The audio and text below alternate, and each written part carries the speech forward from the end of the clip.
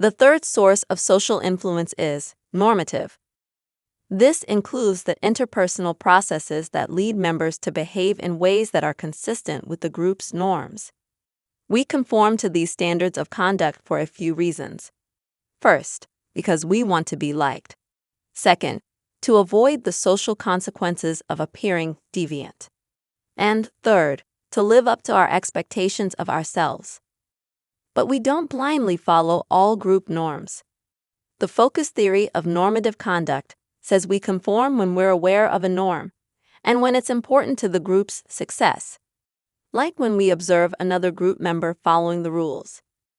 In the 1990s, Cialdini and colleagues conducted a series of studies to see how social influence could be used to clean up litter in a state park. Participants who had just observed someone picking up trash were more likely to imitate the behavior than those who didn't see the model.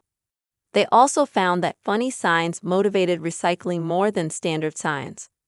So, by modeling expected behaviors, we increase the likelihood that members pay attention to norms and know they're important. In other situations, we resist group norms altogether, like when we're expected to follow a rule we don't agree with. This inconsistency can lead to a state of tension known as cognitive dissonance, which can trigger areas of the brain that are associated with pain, fear, and stress. Some of our options for restoring balance include changing the attitude, the behavior, or the focus of our attention.